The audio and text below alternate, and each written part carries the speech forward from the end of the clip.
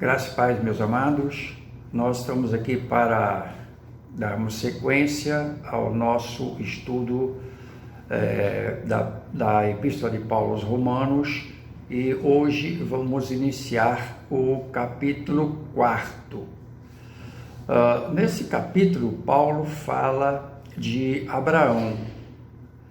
Este homem era tido pelos judeus como aquele que fez e que realizou muitas coisas para Deus e que gerou enormes benefícios ao povo judeu, né? Tanto é que ele é chamado de Pai Abraão. Ok, ele era tido em grande conta, ele era extremamente estimado e considerado pelo povo judeu, né?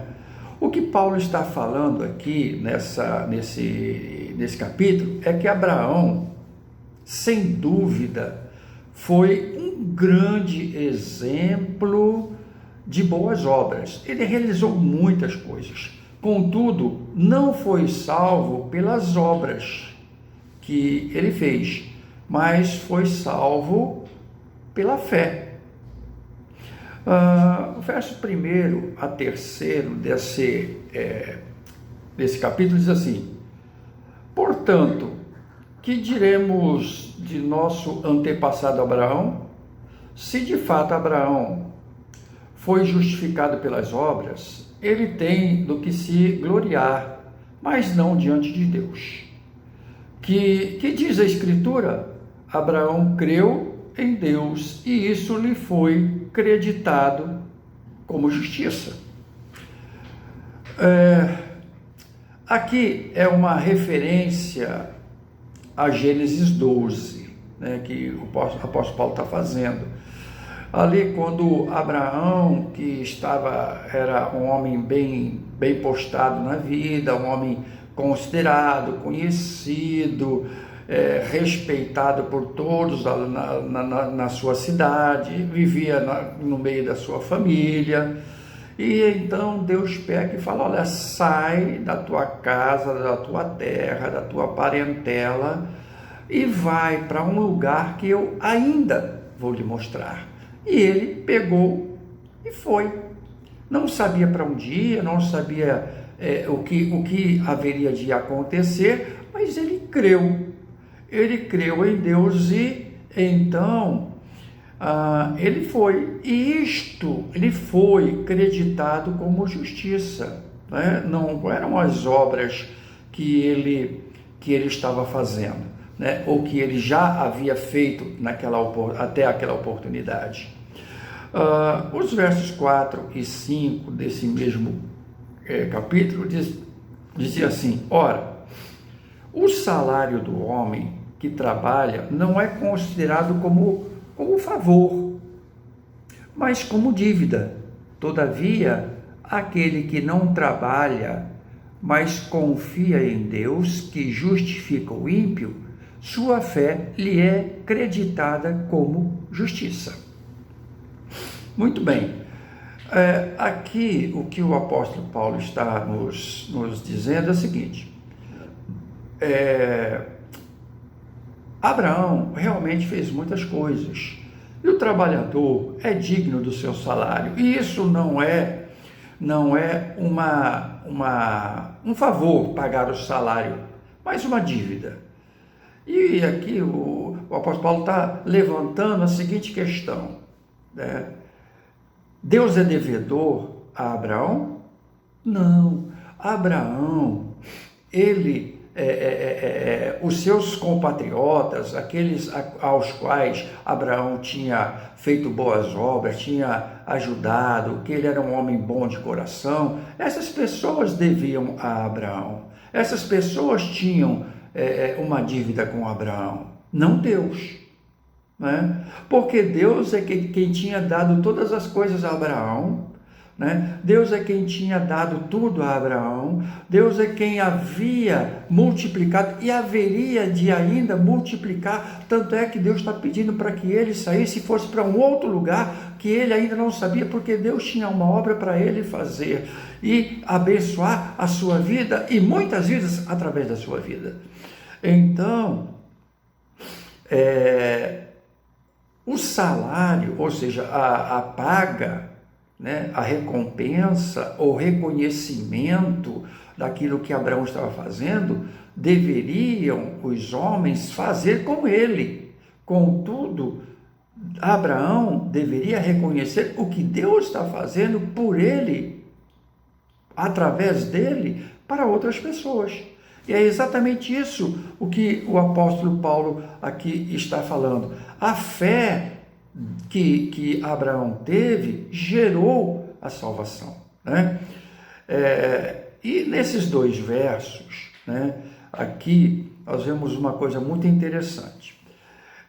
Paulo está abordando o que muitos estudiosos tentam harmonizar, mas não conseguem a sua harmonização, né?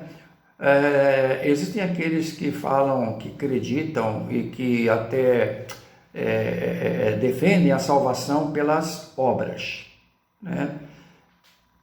E aqui está em conflito obras e fé, né? Afinal, o homem é salvo pelas obras ou o homem é salvo pela fé? Aqui não há como harmonizar. Ou o homem é salvo pelas obras, ou o homem é salvo pela fé. E o apóstolo Paulo deixa claro que as obras não salvam, né? As obras são fruto do esforço humano, algo físico e palpável, né? E fazer boas obras, isso é muito bom e necessário, não apenas para quem faz, mas para quem é alvo dessas boas obras. A fé já é uma questão de crer em algo ou em alguém, que transcende, que vai além do aqui, do agora, do palpável. É algo imaterial, né? A fé é imaterial. E é pela fé que as coisas acontecem no mundo. É pelo imaterial que o material acontece, né? É a fé que faz acontecer as coisas no físico e no imaterial, né? Ou seja, a fé é que gera, né? Aquilo que nós não conseguimos apalpar é o que gera e faz a coisa acontecer no mundo físico e também no mundo imaterial, né? Então, as obras, ninguém é salvo por obras, né? As obras, elas são importantes e necessárias. As obras, elas ajudam o próximo, mas elas não servem como meio de justificação da minha vida diante de Deus, né? Em momento algum. E é o que o apóstolo Paulo fala. E aqui no verso 6 em diante, é dito o seguinte: Davi diz a mesma coisa quando fala da felicidade do homem a quem Deus acredita justiça independente das obras. Como são felizes aqueles que têm suas transgressões perdoadas, cujos pecados são apagados. Como é feliz aquele a quem o Senhor não atribui culpa, né? Novamente aqui, Paulo está falando de outro servo de Deus. Ele falou de Abraão, agora está falando de Davi, que também era considerado um rei extremamente respeitado e conhecido pelo povo judeu. E aqui ele fala que Davi diz que a felicidade do homem vem de Deus, que o considera justo, né? Quando o homem é considerado justo por Deus, isto gera felicidade ao homem, né? Isto não depende de obra ou daquilo que o homem pode fazer, né? A felicidade não vem daquilo que o homem pode fazer, né? Mas daquilo que Deus faz. Todos querem serem felizes. As pessoas buscam felicidade, mas o homem, pelas coisas que ele faz, isto não gera felicidade. Um homem feliz pratica boas obras. Um homem que não é feliz também pode praticar boas obras. Contudo, o que acontece é que a felicidade, ela vem quando o homem atende o propósito da sua criação. Como nós já estudamos no primeiro capítulo, o homem foi criado para o louvor da glória de Deus. Quando esse homem vive com essa perspectiva e com esse objetivo, buscando glorificar a Deus na sua vida, e ele recebe então a adoção como filho e passa a ser uma nova criatura, ele passa a ter uma nova visão, uma nova visão da vida, ele tem uma nova perspectiva daquilo que ele vai fazer. Ele faz as coisas, ou ele procura realizar as coisas que agradam a Deus. Estas coisas que agradam a Deus abençoam a vida do seu próximo, porque Deus nos pede para sermos pessoas boas, verdadeiras, sinceras, amorosas, sensíveis à necessidade do próximo e uma série de outras coisas, né? Tratar todos com dignidade e respeito, independentemente daquilo que ele que ele é ou que crê. Né? Independente de tudo, nós devemos fazer isso às pessoas. Isso gera coisas boas. Isso muitos homens fazem apenas porque acham que tem que fazer, mas isso não gera alegria no seu coração. Por quê? Porque é apenas uma prática de uma boa obra. Agora, aquele que faz isso para glorificar a Deus, sente alegria no seu coração porque ele está atendendo o propósito da sua criação, glorificando a Deus através da sua vida e das suas ações. Isto é algo imaterial. E esta questão imaterial de felicidade e de culpa afetam grandemente a vida do ser humano.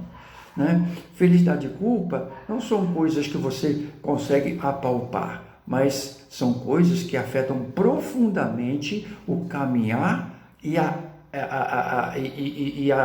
sensibilidade, a sensação do ser humano. O ser humano ele pode se andar em felicidade ou em culpa, tristeza, angústia, depende daquilo que está dentro da sua alma.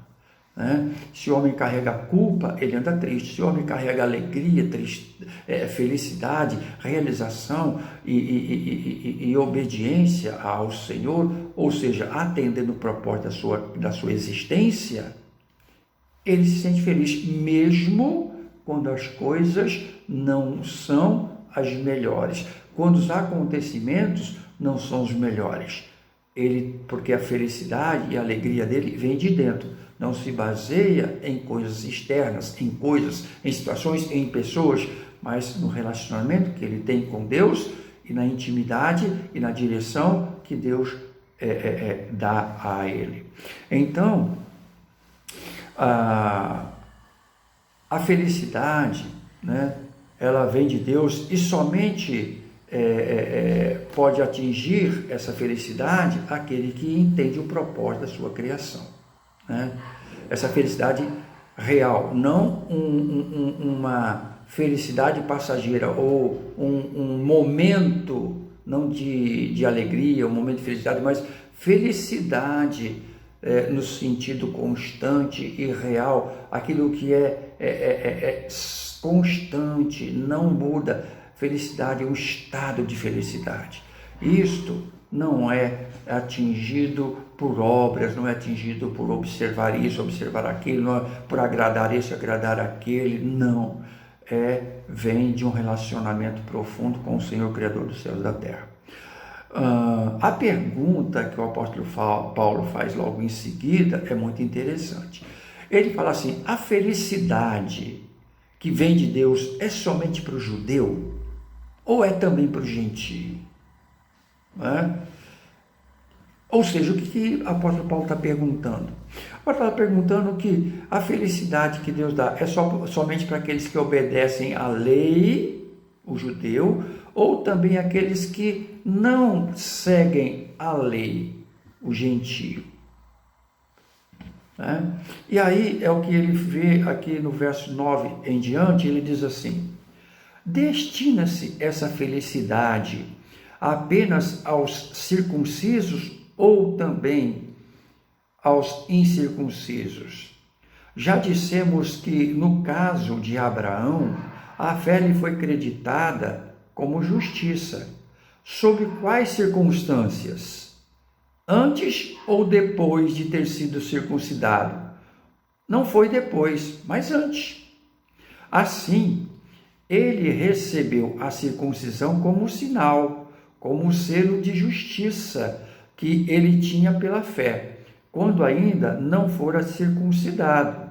Portanto, ele é o pai de todos os que creem, sem terem sido circuncidados, a fim de que a justiça fosse creditada também a eles. E é igualmente o pai dos circuncisos, que não somente são circuncisos, mas também andam nos passos da fé que teve nosso pai Abraão antes de passar pela circuncisão.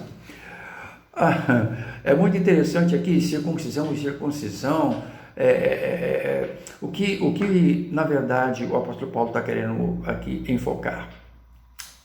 O apóstolo Paulo está querendo dizer o seguinte: Abraão foi considerado o pai de todos os que creem, tanto do judeu quanto do gentio, tanto aqueles que obedecem à lei, quanto aqueles que não obedeciam à lei.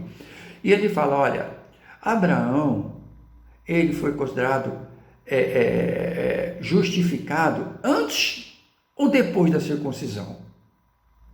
E a própria Bíblia fala, antes. Ou seja, não é porque ele obedeceu à lei que ele foi tido como justo, mas foi por causa da justiça que ele recebeu, da justificação, do perdão que lhe foi atribuído pela fé, que ele obedeceu à lei. Ou seja, o que o apóstolo Paulo está nos fazendo entender é que a justificação que há em mim, o perdão de Deus a mim, é que gera a obediência às coisas de Deus. Não é por eu obedecer, pegar e ler a Bíblia, isso vai me trazer justificação. Não. Não é por pegar a lei lá, o Pentateuco, as leis e os profetas que os judeus liam e procuravam seguir, que trazia a eles a justificação. O que Paulo está ensinando é que é exatamente por eu crer em Deus, eu crer em Jesus, aceitar e crer no sacrifício de Cristo Jesus por mim, isso me é atribuído como justiça, como justificação, gera perdão. E essa justificação, esse perdão que é gerado em mim, me leva a querer entender a vontade de Deus. Por isto eu vou à Bíblia, eu vou à palavra de Deus e procuro conhecer o que é que Deus quer, porque eu sei que na palavra de Deus está registrada a vontade dele. Então, eu, por ser filho de Deus e por ser justificado pela fé e crer nas promessas de Deus e crer no poder de Deus e crer em Deus, então eu venho à Bíblia para saber a sua vontade e praticá-la. Isto vai gerar felicidade em mim. Por quê? Porque eu estou atendendo o propósito da minha existência. O propósito do homem existir é glorificar a Deus, como nós já falamos. E quando esse homem vive, em fé e obedecendo a vontade expressa de Deus, registrada na Escritura, ele se sente feliz, porque ele está atendendo o propósito da sua criação de glorificar a Deus através da sua fé e através da prática de fé na sua caminhada, na sua jornada de vida nesse mundo. Então, o que nós devemos fazer não é praticar, ler a Bíblia e praticá-la sim, pura e simplesmente, né? Nós devemos ler a Bíblia, memorizar a Bíblia, praticar os ensinos que estão fulcrados, que estão cravados na palavra de Deus, esses princípios, vivê-los glorifica a Deus. Quando eu faço isso por fé e não por uma obra apenas. A fé leva e transfere ou conduz a minha prática a um grau diferente, né? É exatamente pela fé que eu pratico a palavra. E essa prática da palavra, pela fé, agrada o coração de Deus. E o meu coração se sente feliz. Eu tenho felicidade por viver a vontade de Deus. Quanto mais eu me aproximo da vontade de Deus, mais eu me aproximo do propósito da minha existência. E quanto mais eu me aproximo do propósito da minha existência, que é glorificar a Deus, mais eu me sinto feliz. O inverso também é verdade. Quanto mais uma pessoa se afasta do propósito da sua vida, mais ela se sente infeliz. Existem pessoas que praticam boas obras o tempo todo, mas mesmo assim são infelizes. Sabe por quê? Porque há boas obras pelas boas obras. Simples assim. Boas obras não traz felicidade.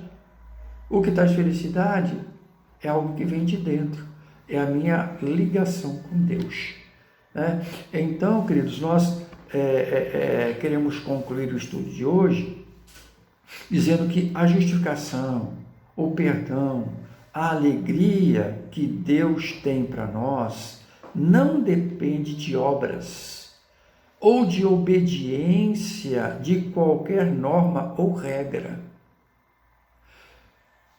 né?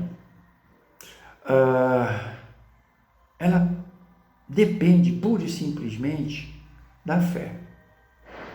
Contudo, é óbvio que quem tem fé observa e pratica a palavra e a vontade de Deus. Não podemos inverter essa situação. Não é porque eu leio e eu pratico regras, inclusive aquelas que estão contidas na palavra de Deus, que vai me gerar felicidade, que vai me gerar alegria, que vai me gerar perdão. Não.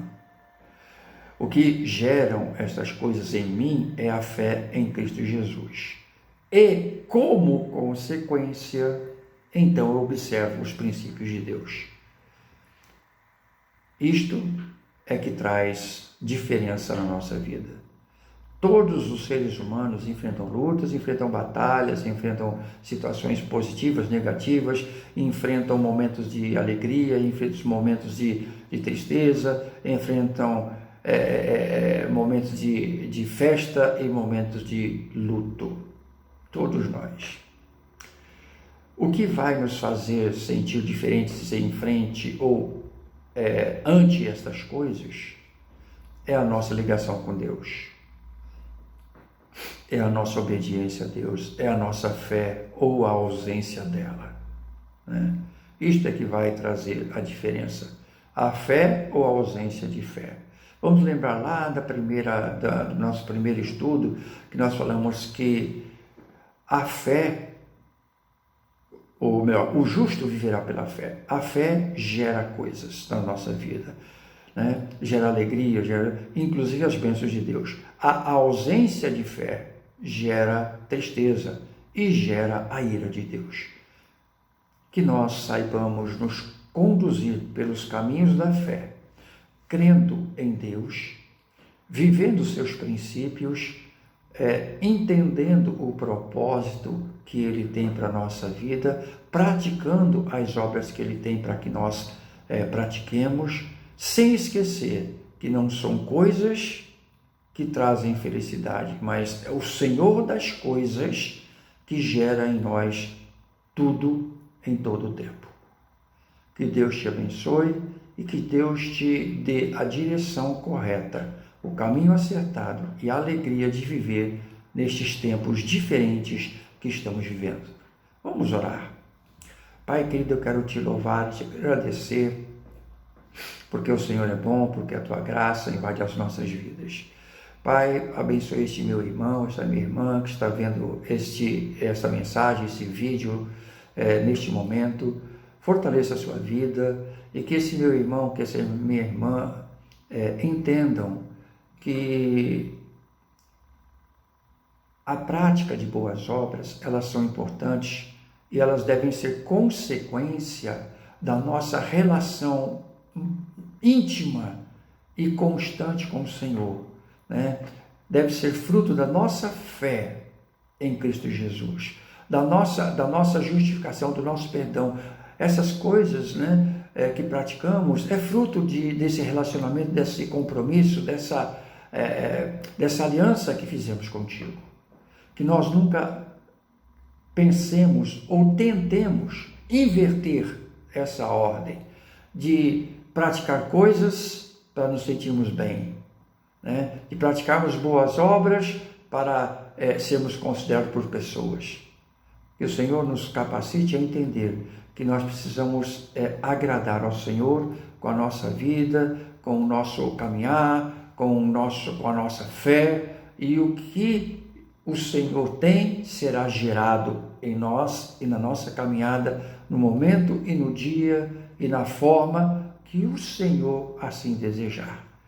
Ó Pai, nós pedimos essas bênçãos, gera em nós esse entendimento e essa fé. Peço isso ao Senhor, em nome de Jesus. Amém. Que Deus te abençoe e até a próxima quinta-feira.